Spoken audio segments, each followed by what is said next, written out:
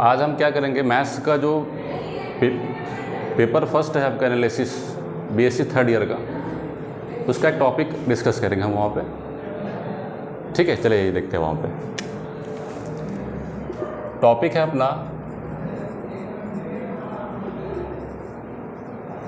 Mapping bye elementary function, अर्थात इसका अगर हम हिंदी में देखें तो ये हो जाएगा आपका प्रारंभिक फलनों द्वारा प्रतिचित्रण। देखिए एक्चुअल मैपिंग क्या होता है, हमारा एक तरह का इमेज है जो दो अलग अलग सेट के द्वारा हमको प्राप्त होती है। ठीक है, तो आइए देखते हैं वहाँ पे कितने प्रकार के हम यहाँ पे मैप कर सकते हैं कोई प्रारंभिक फलनों में। तो मेनली यहाँ पे क्या होता है, हमारे पास 4 टाइप्स के होते हैं जो हम मैप कर सकते हैं वहाँ पे। तो पहला हमारा होता है यहाँ पे, एक होता है हमारा ट्रांसलेशन होता है, अर्थात हम इसको कह सकते हैं स्थानांतरण कह सकते हैं। ठीक है, इसके बारे में हम फिर से बात करेंगे हम यहाँ पे, पहले अपन टाइप्स पहले वहाँ पे लिख लेते हैं। सेकंड होता है हमारा रोटेशन का,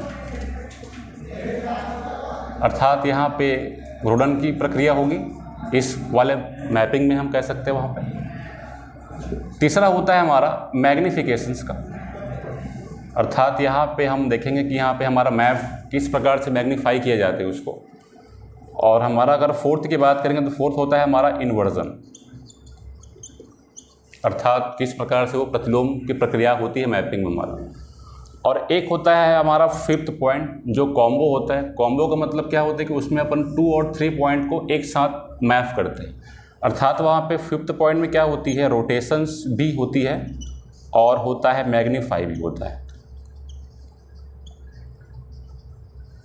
ठीक है, मैग्निफिकेशंस का जो हम देखें हिंदी मतलब तो ये हो जाएगा इसका आवर्धन। आवर्धन का मतलब हो जाएगा आपका प्रतिलोम, तो किस प्रकार से यहाँ पे मैप होता है। और यहाँ पे हो जाएगा आपका घूर्णन और हो जाएगा आवर्धन।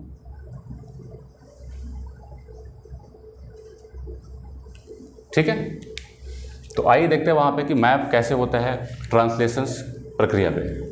तो ध्यान रखना हमारे पास यहाँ पे क्या होता है, एक फॉर्मूला होता है जो कॉम्प्लेक्स फॉर्म पे रहेगी हमारी, ध्यान रखिएगा वहाँ पे। ठीक है, तो ये होता है आपका W = Z + अल्फ़ा होता है। ये हमारा फॉर्मेट है मैप होने का वहाँ पे, कि जैसे हमारे पास क्या होता है कॉम्प्लेक्स वेरिएबल, W का मतलब होता है कॉम्प्लेक्स वेरिएबल, Z का मतलब होता है कोई कॉम्प्लेक्स नंबर, और अल्फ़ा का वैल्यू वो अमाउंट होता है जो हमारा कोई मैप शिफ्ट होगा, अर्थात स्थानांतरित होगी वहाँ से। ठीक है, फिर आता है रोटेशंस, घूर्णन। वहाँ पे क्या होता है, इसमें आपका e⁻i गामा z होता है यहाँ से। जहाँ पे ध्यान रखिएगा वहाँ पे e एक्सपोनेंशियल फॉर्म में रहेगी, और हमारा जो गामा रहेगा, ध्यान रखिएगा ये जो गामा की बात है ना, जहाँ पे हम देख सकते हैं गामा क्या होता है, एक्चुअल में एक वास्तविक वैल्यू होती है, रियल वैल्यू होती है, जो कहीं ना कहीं हमको एंगल्स ठीक है देता है वहाँ से। क्योंकि देखो ना यहाँ पे रोटेशंस पॉइंट यहाँ पे हो रहा है, तो मतलब यहाँ पे कुछ न कुछ एंगल से रोटेट होनी चाहिए वहाँ पे। तो एंगल कौन बताएगा, हमारा गामा, कि कितने एंगल से वो रोटेट करेगा वहाँ पे।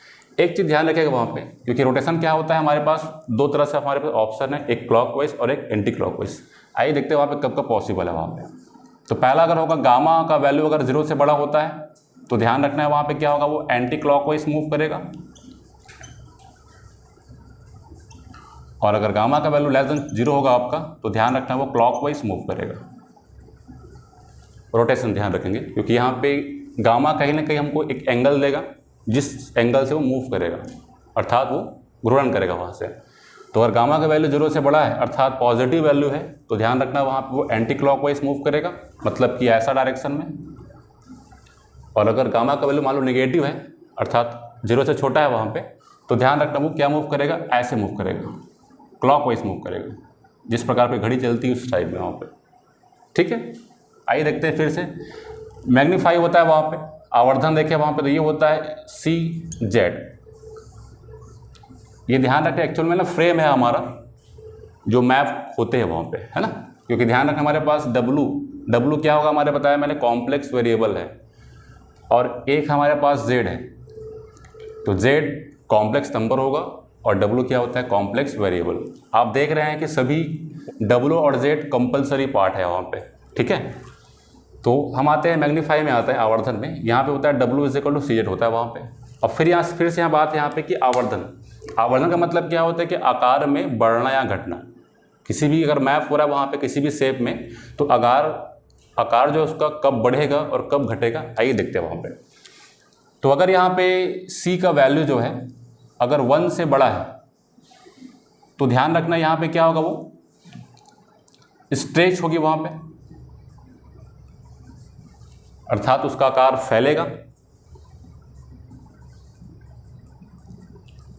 और ठीक है, अगर C का वैल्यू अगर 1 से छोटा है बट 0 से बड़ा है, तो ध्यान रखना वो कॉन्ट्रैक्ट करेगा वहाँ पे,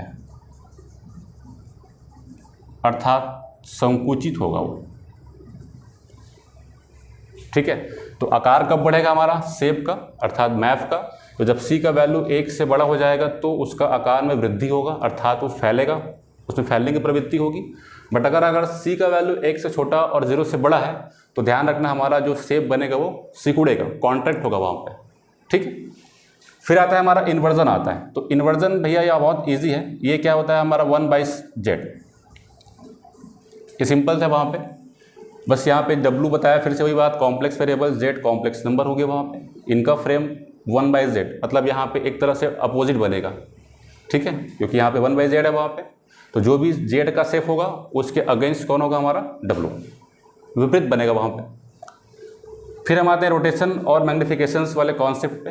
तो आइए यहाँ पे देखते हैं यहाँ पे क्या होता है। यहाँ पे होता है W = βz, ये फ्रेम होगा इसका, W = βz, जहाँ पे ध्यान रखना बीटा जो होता है एक तरह का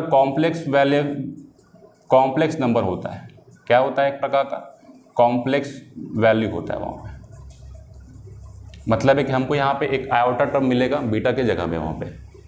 हालांकि ध्यान रखना वहाँ पर भी कुछ एंगल्स, और देखो यहाँ पे क्या होगा, हमारा पास रोटेशंस पॉइंट है और एक हमारे पास मैग्निफिकेशंस पॉइंट है वहाँ पे, जो हम पहले ही इसको स्टडी कर चुके हैं। इसमें क्या होता है कि कुछ एंगल्स वो रोटेट करेगा, बताया था मैंने यहाँ पे एंटी क्लॉकवाइज और एक क्लॉकवाइज, वो पॉइंट हमको यहाँ पर भी मिलेगा।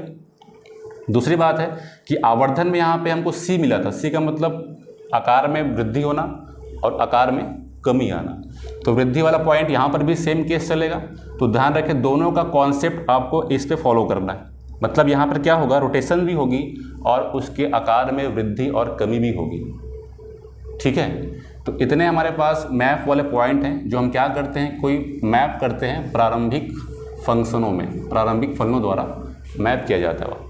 तो मोस्टली ध्यान रखना हमारे जो 3rd ईयर के सिलेबस में जो कवर वाले पॉइंट है वो है हमारे 1st का है, 2nd का है, 3rd का है और 5th का है। इन्वर्जन हमारे सिलेबस में इंक्लूड नहीं है वहाँ पे। तो जितने भी हमारे एग्जाम में क्वेश्चंस बनते हैं वो इन्हीं सब से बनते हैं हमारे पास। मोस्टली जो एग्जाम में क्वेश्चन आता है वो हमारे पास नंबर 5 से आते हैं।